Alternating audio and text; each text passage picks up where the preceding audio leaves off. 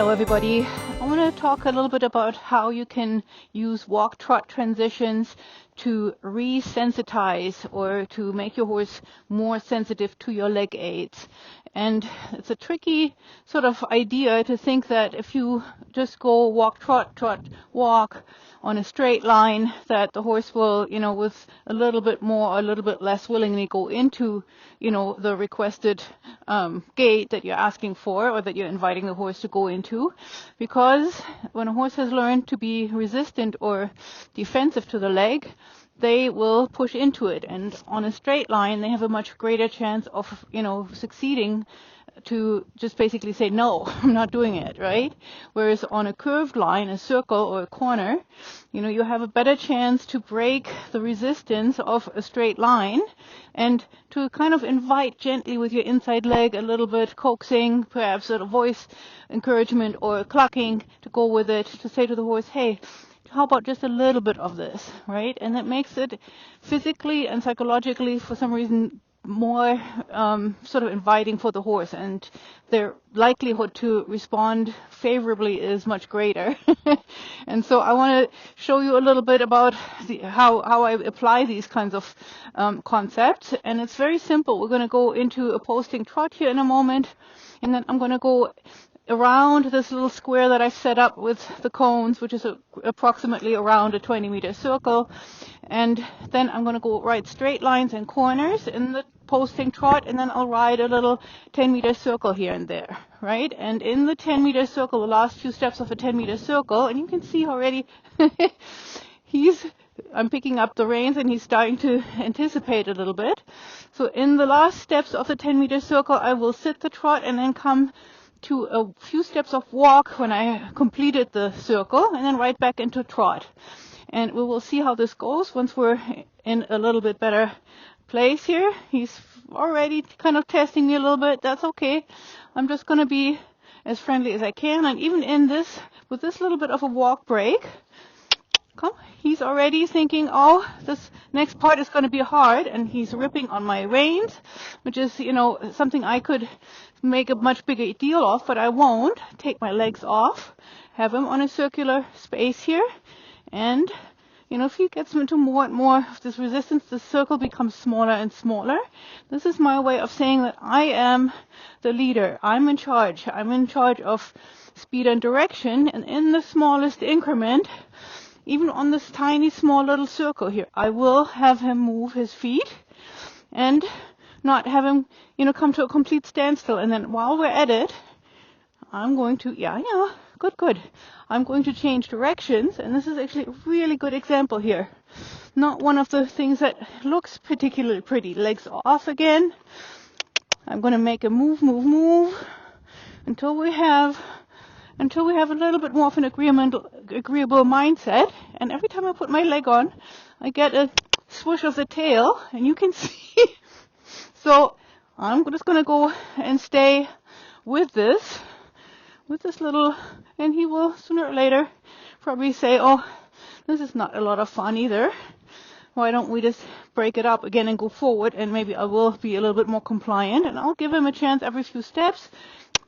And then I'm going to ask for the trot again. There it is.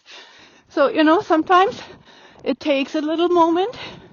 And it's important to say for this horse, in particular, Spidey, he does not like the whip. So if I went after him, even with the whip as a guidance tool, he kicks at it. And he becomes so kind of unpleasant and in his head, sort of stuck, that I have, stopped trying to use that until maybe a later time we can reintroduce it. I think it's important that horses are, used to and accepting of the whip as a guidance tool, but that's a subject matter for another video. Right now I'm just going to go forward with him, not exaggerated forward, just a nice easygoing posting trot. And then we're going to change directions here for a moment, just to, break it up a little bit. Good boy. So, and once we're in posting trot, he's actually in a better mood. It's not about actually not wanting to go and trot. It's about the transition, right? The agreeability and the acceptance of my leg aids in the transition. So here I'm going to go ride a small circle, a little bit of, 10 meters or so. The circle, sit the trot, walk for a moment, and right back into trot. Right?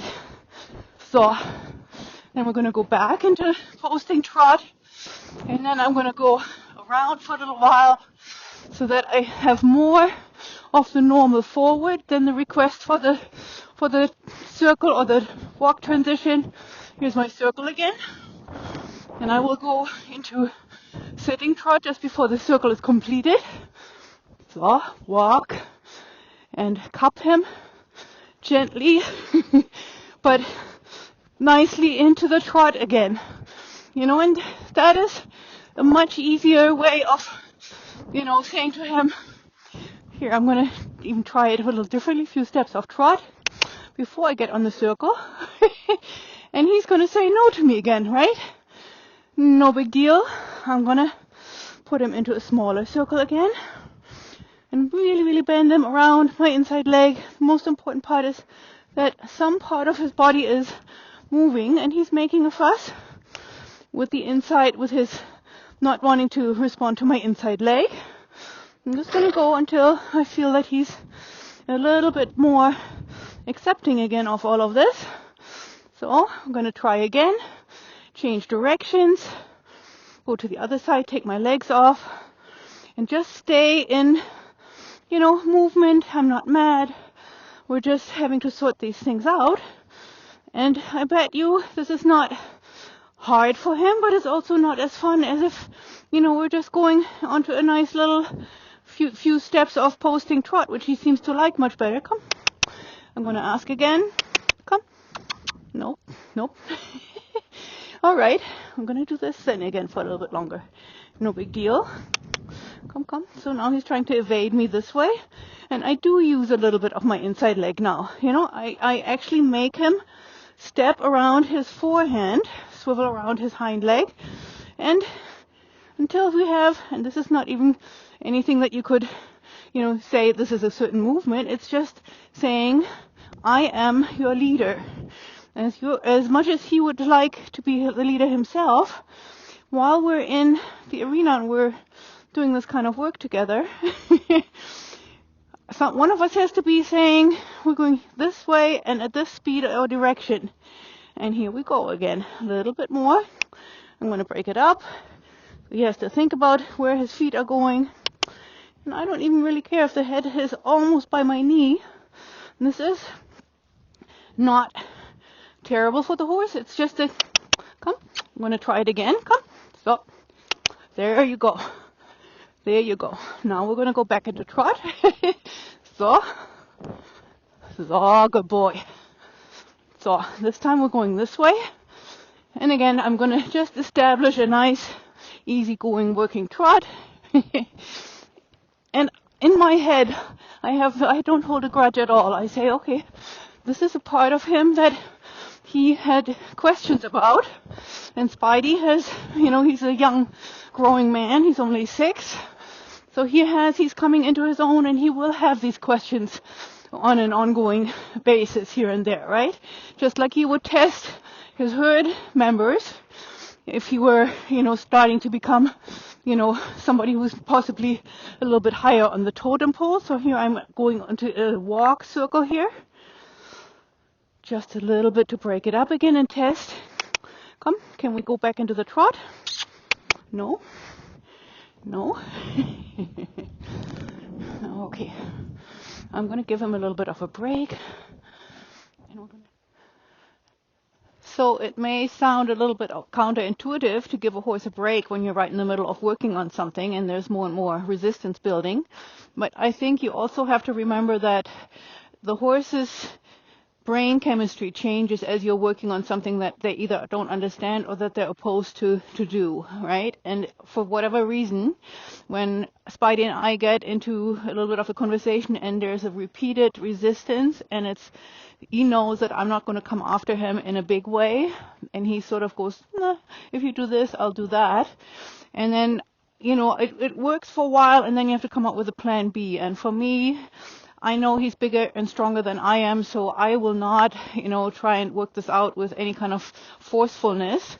And so I have two options. Either I'm going to give him a break and take another stab at it in a moment, and if that doesn't work, I might get off of him and might take him onto a lunge line or into a round pen and sort out, the differences that we have in opinion there. And so we're going to have another look here.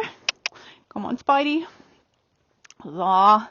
And there's always a little bit of a window where a horse might, give you a little bit of an attitude, and then they suddenly are over it. And I'm going to, I grabbed a little bit of a whip here. I'm going to say, just in the mildest way, if you don't listen, I'm going to give you a little tap with the whip. So right now, here's already a better response. And I'm on a circle. So I'm going to go back to my original idea, my original exercise. I'm going to take him into a posting trot around my rectangle or around my square here. So, and my first goal is just to have a nice, easy-going working trot again. And we're going around, fairly regular rhythm, really nice, relaxed right now, not oppositional in any way that I can sense, but that may just be bubbling right underneath the surface. So I'm going to try it again. I'm going to ride a small circle here, and I'm going to come around and come a few steps off walk, breathe out, and right back into the trot. Very good.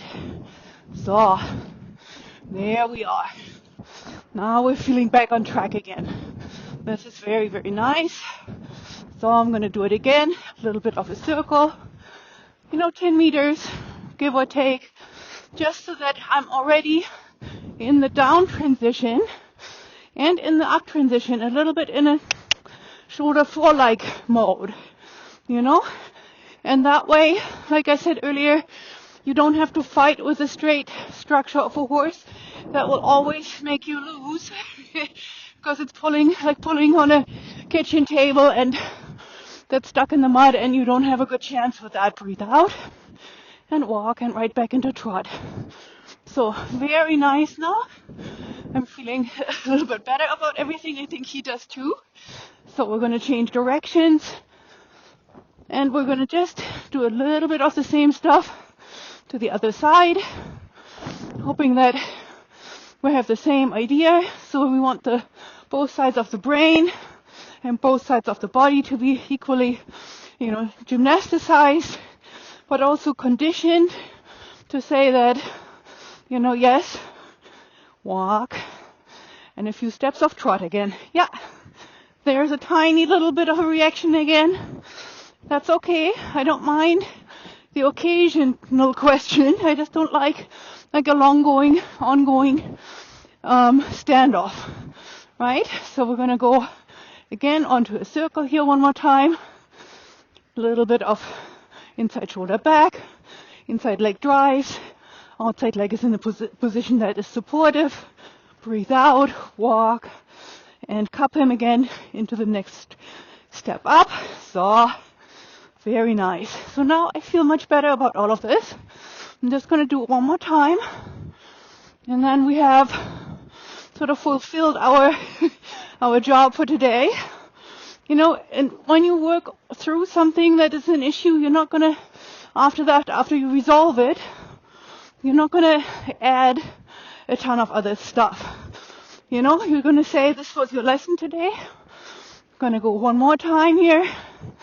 And now you're on the same wavelength as I am. I'm going to do it one more time here. Yeah, good boy. So, that feels so much nicer. Very, very good. So, one more time, breathe out, and right back in. And then I'm going to take him into our favorite little two-pointing here, where he can stretch a little bit. And of course he's, happy to take a break now after he's done all this good work. But I want him to always understand when we take the break is up to me. We're hopefully coinciding with our wishfulness and when the job is done and when we're finished with our day. But those things are, really, really important. It all adds up in a horse's mind, that you have that 51% in a partnership. The horse has 49. You can be really, really close partners and have great exchanges in your communications and in your planning and in your doings. But you have to have one person who says, this is where we're going, this is the direction, this is the speed, and, always age appropriate and developmentally, appropriate, so that you're not asking for the moon. But this certainly was not the moon today. But anyway, hope this was helpful, gave you some ideas and a little bit of inspiration, and also, to just show that it's not always a super pretty picture. It doesn't have to be ugly, but it has to be functional, and it has to promote what's best for the horse. And ultimately, a horse that knows its place in our little herd of two configuration is a much happier and much more relaxed and ultimately more cooperative partner. All right, thank you so much, Spidey. And thank you guys for watching, and happy riding. Good boy.